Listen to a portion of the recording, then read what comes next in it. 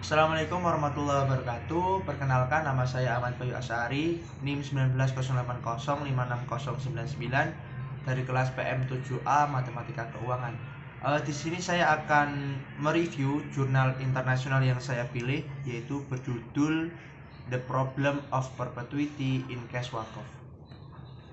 Jurnal ini sendiri merupakan karya dari Yusuf Rafiki, terbitan dari jurnal International Journal of Nusantara Islam, volume dan juga halamannya yaitu volume 6 halaman 1 sampai dengan 9. Untuk tahun terbit jurnal ini sendiri yaitu pada bulan Januari tahun 2018.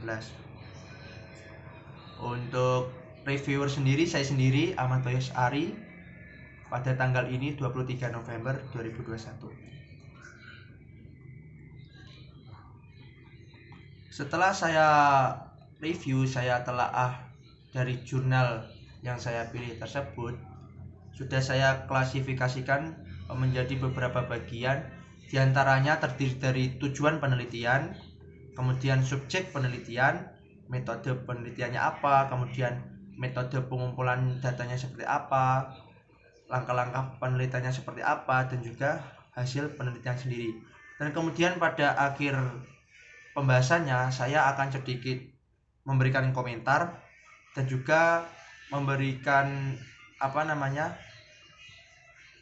penjelasan terkait kekuatan dan juga kelemahan dari jurnal ini sendiri. Untuk yang pertama yaitu tujuan penelitian. Untuk tujuan penelitian dari jurnal ini yaitu membantu menentukan bagaimana nilai nominal atau real yang terkandung dalam mata uang ketika digunakan sebagai wakaf. Dan untuk subjek penelitiannya sendiri, itu lembaga di Indonesia yang telah melaksanakan wakaf tunai minimal dalam tataran wakaf itu berupa uang, seperti pengurus besar Matlaul Anwar, kemudian dengan dana Firdaus, terus tabungan wakaf dari Dompet Duafa Republika, Bank Muamalat Indonesia, dengan lembaga barunya yaitu Baitul Mal Muamalat. Kemudian untuk metode penelitiannya, metode ini menggunakan metode deskriptif kualitatif melalui pendekatan isi. Kemudian setelah dilakukan pendekatan isi tersebut, ditemukan beberapa kesimpulan tentang nilai intrinsik dan juga nilai real uang dalam tindakan wakaf tunai tersebut. Dan untuk metode pengumpulannya, jurnal ini atau penelitian ini menggunakan analisis deduktif, karena penelitian ini merupakan suatu bentuk abstraksi berdasarkan bagian-bagian yang telah terkumpul yang kemudian dikelompokkan. Artinya dalam metode pengumpulan ini belum tergambarkan dengan jelas seperti apa metode pengumpulannya, karena masih bersifat bentukan abstraksi. Semisal masih menggunakan pendapat para ahli, dalil-dalil, dan juga hasil penelitian dari para ahli seperti itu. Kemudian untuk langkah-langkah dari penelitiannya sendiri itu ada 3 bagian. Yang pertama yaitu pengumpulan data. Nah, pengumpulan data ini setelah saya baca itu tidak dilakukan secara langsung, artinya tidak melakukan observasi ataupun terjun langsung ke dalam lapangan, melainkan melalui data-data hasil penelitian para ahli yang dikumpulkan dengan melihat potensi-potensi tabel wakaf tunai yang ada di Indonesia. Selain itu juga mengandalkan dalil-dalil dan juga pendapat para ahli seperti itu. Setelah dilakukan pengumpulan data, yaitu dari hasil pengumpulan data tersebut dijadikan satu data yang terdiri dari tadi penelitian para ahli, kemudian potensi tabel wakaf di Indonesia, kemudian pendapat para ahli tentang wakaf tunai, terus dalil-dalil, dan juga yang terakhir itu Undang-Undang RI tentang wakaf tunai itu sendiri seperti apa, seperti itu. Setelah data-data dikumpulkan, dilakukan sebuah analisis. Nah, data yang telah dikumpulkan tadi kemudian dianalisis menggunakan analisis deduktif yang merupakan bentuk abstraksi berdasarkan bagian-bagian yang terkumpul. Karena tadi sudah dijelaskan bahwa pengumpulan data itu terdiri dari bagian-bagian yang masih abstrak, artinya masih abstraksi, kemudian dikumpulkan dan dikelompokkan, kemudian dianalisis seperti itu.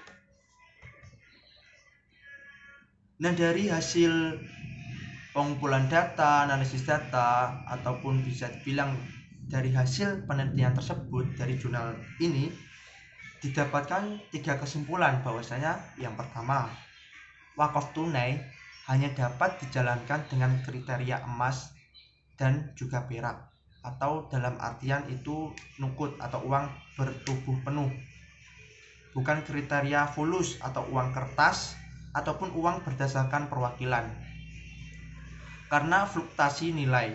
Kemudian karena itu perlu ditetapkan standarisasi nilai real emas dan juga perak dalam wakaf tunai itu sendiri seperti itu. Kemudian yang kedua, itu nazir sebagai pihak yang menerima harta wakaf untuk dikelola memiliki kewenangan menggunakan wakaf tunai untuk usaha produktif asalkan menurut syariah. Terus poin yang ketiga yaitu penunjukan lembaga keuangan syariah penunjukan lembaga keuangan syariah penerima wakaf tunai atau biasa disingkat LKSPWU itu merupakan jaminan investasi wakaf agar asas lestari dan juga kemanfaatannya lestari seperti itu. Dari hasil analisis saya review, saya telaah, saya punya komentar sendiri ataupun mereview sendiri terkait jurnal ini gitu. Nah, secara keseluruhan jurnal ini memang sudah terlihat sangat baik dalam hal penyampaian isi penelitiannya, pemaparannya, dan juga penjelasan penelitiannya sudah detail dan mendalam seperti apa yang harus dilakukan oleh peneliti. Namun, menurut saya pribadi ada beberapa hal yang menjadi catatan, yakni metode pengumpulan datanya itu sendiri. Dalam penelitian ini, metode pengumpulan yang dipaparkan itu masih abstrak, atau dalam artian itu tidak ada data yang jelas mengenai wakaf itu sendiri, yang membuat pembaca itu masih bingung dengan apa sih yang diteliti, karena hanya mengandalkan potensi, pendapat, kemudian juga hasil penelitian para ahli seperti itu. Untuk kekuatan dari penelitian ini dalam jurnal ini itu menggunakan pendapat para ahli dan juga dalil-dalil sahih yang dapat memperkuat argumen dan juga hasil dari penelitian ini seperti itu. Untuk kelemahannya sendiri, jurnal ini atau penelitian ini tuh terlalu minim data yang jelas terkait potensi wakaf tunai seperti itu. Karena dalam jurnal tersebut hanya penjelasannya itu hanya potensi-potensi wakaf tunai sendiri, bukan kayak bukan data realnya terkait wakaf tunai itu seperti itu. Hanya mengandalkan potensi-potensi saja, bukan melainkan data real dari hasil observasi sendiri atau hasil terjun ke lapangan sendiri seperti itu. Mungkin itu yang dapat saya sampaikan terkait jurnal yang saya review. Kurang lebihnya saya mohon maaf. Wabillahi taufiq wal hidayah. Wassalamualaikum warahmatullahi wabarakatuh.